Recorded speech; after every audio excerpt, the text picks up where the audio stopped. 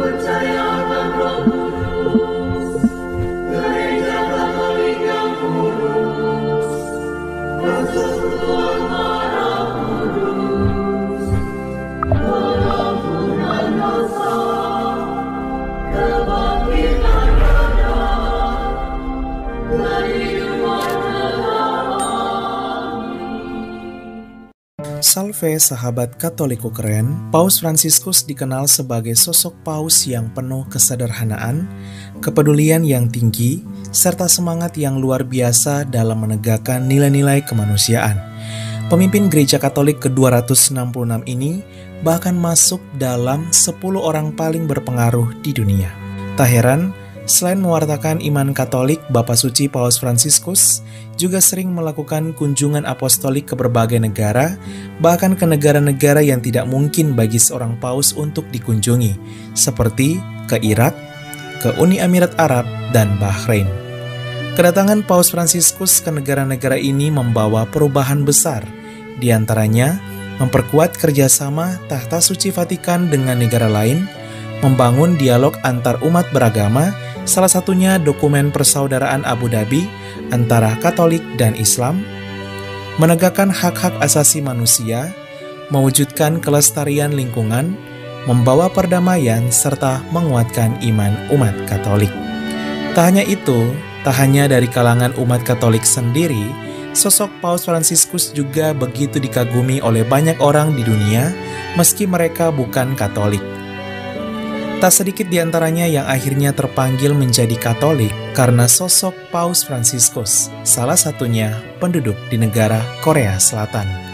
Ya, Korea Selatan. Pada tahun 2014, Paus Fransiskus melakukan kunjungan apostoliknya ke Korea Selatan. Ia disambut dengan sangat antusias oleh umat Katolik Korea Selatan, bahkan seluruh penduduk Korea Selatan termasuk para pemimpin negara Korea Selatan, di mana Presiden Korea Selatan kala itu adalah seorang Katolik, yaitu Moon Jae-in.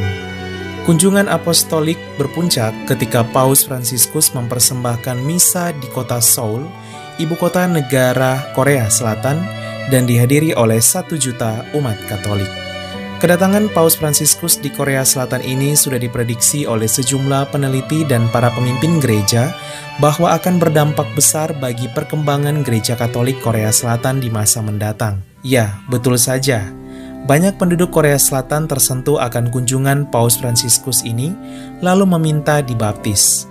Melansir dari situs The Korea Herald, usai kunjungan Paus Fransiskus, Gereja Katolik Korea Selatan merilis sebanyak 124.748 orang Korea Selatan dibaptis menjadi Katolik pada tahun 2014.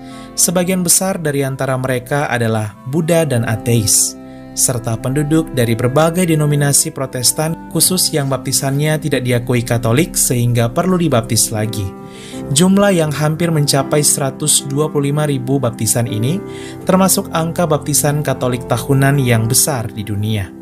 Jumlah baptisan tahun 2014 di Korea Selatan yang hampir seluruhnya adalah baptisan dewasa ini bahkan naik 5% dari tahun sebelumnya yang berjumlah 118.830 baptisan. Kedatangan Paus Fransiskus sangat berpengaruh dalam lonjakan baptisan di Korea Selatan ini. Hingga saat ini, populasi umat Katolik di Korea Selatan telah mencakup hampir 12% dari penduduk, dengan jumlah umat mencapai hampir 6 juta jiwa pada tahun 2021. Dan hanya kurang dari 50 tahun, populasi Katolik Korea Selatan telah naik tumbuh pesat dari hanya 1% menjadi 12% dari penduduk oleh karena baptisan dewasa yang begitu subur di Korea Selatan dan semangat misi yang luar biasa oleh umat Katolik Korea Selatan. Tak hanya dalam hal evangelisasi, sosok Paus Fransiskus juga dikagumi oleh penduduk Korea Selatan. Melansir dari Pew Research Center, sebanyak 86% penduduk Korea Selatan memiliki pandangan yang baik akan sosok Paus Fransiskus. Bahkan persentase ini lebih tinggi dibandingkan penduduk Amerika Serikat yang mencapai 66%. Sahabat Katoliku keren, luar biasa ya Bapak Suci Paus Fransiskus kita. Sebagai wakil Kristus di dunia dan pemimpin Gereja Katolik ke-266, Bapa Suci Paus Fransiskus terus memancarkan dan membagikan wajah Kristus bagi sesama dalam iman, harap, dan kasih. Semoga teladan Bapa Suci Paus Fransiskus menjadi inspirasi iman bagi kita, serta semoga Bapa Suci Paus Fransiskus senantiasa diberi kesehatan, kebijaksanaan, dan berkat. Katoliku memang keren, gereja yang berkontribusi besar dalam mewujudkan perdamaian dan keadilan dunia, serta mewartakan sukacita Injil dengan penuh kasih di tengah kemajemukan. Sekian dan terima kasih, Salve! Salve sahabat Katoliku keren! Mari bersiarah bersama kami pada tahun 2025, mengunjungi 7 negara di Eropa Timur, yaitu Polandia, Republik Ceko, Jerman, Austria, Slovenia, Bosnia and Herzegovina, dan Kroasia. Kita akan mengajak kalian bersiarah ke tempat penampakan langsung Tuhan Yesus kepada Santa Faustina pada tahun 1931 di Polandia, yang kemudian kita kenal sebagai Yesus Sang Kerahiman Ilahi. Tak hanya itu, kita juga akan mengajak kalian mengunjungi situs peziarahan Bunda Maria yang paling terkenal di Eropa Timur, di mana menjadi lokasi penampakan Bunda Maria pada tahun 1981. Ziarah ini akan dilaksanakan dari tanggal 26 Juni sampai 9 Juli 2025. Yuk segera daftar karena kuota terbatas hanya untuk 30 orang saja. Untuk info selengkapnya dan pendaftaran hubungi nomor WA 082395354851.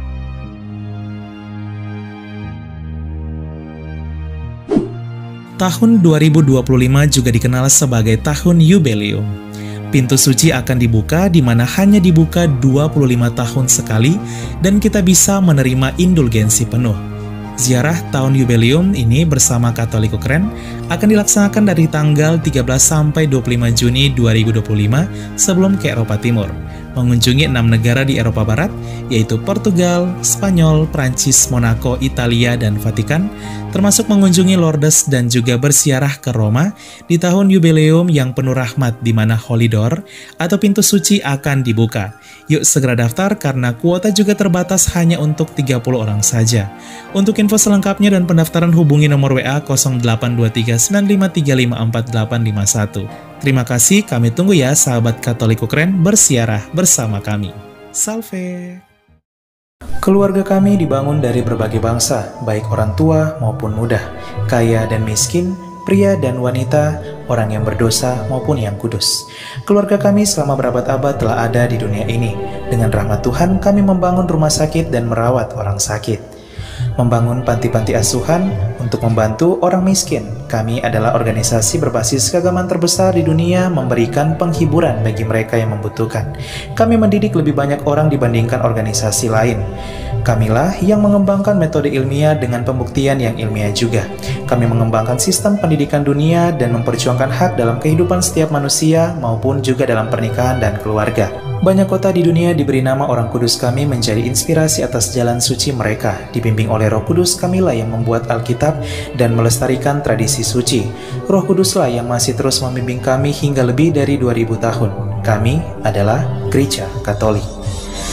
Dengan jumlah anggota keluarga lebih dari 1 miliar, memberikan sakramen sebagai pemenuhan hidup iman Kristiani. Selama berabad-abad kami selalu berdoa untukmu dan juga untuk dunia, setiap jam dan setiap hari dalam misa yang kudus. Yesus sendirilah yang mendirikan gereja kami ketika ia mengatakan kepada Petrus, pemimpin gereja Katolik pertama, "Engkau adalah Petrus dan di atas batu karang ini akan kudirikan gerejaku." Selama 2000 tahun kami memiliki garis kepemimpinan yang tak terputus, yang membimbing gereja Katolik untuk mengasihi dunia yang saling melukai di dalam dunia yang dipenuhi kekacauan dan luka. Sungguh meneguhkan jika kami mengetahui bahwa ada yang tetap berada dalam kebenaran sejati yang kuat, yaitu iman Katolik. Cinta kasih yang kekal dari Tuhan dianugerahkan kepada seluruh ciptaannya. Jika Anda jauh dari gereja Katolik, kami mengajak Anda untuk mengunjungi gereja Katolik hari ini karena kami selalu terbuka. Kami adalah keluarga besar yang dipersatukan oleh Yesus Kristus yang adalah Tuhan dan Juru Selamat kami. Kami adalah gereja Katolik, selamat datang kembali ke rumah yang sejati.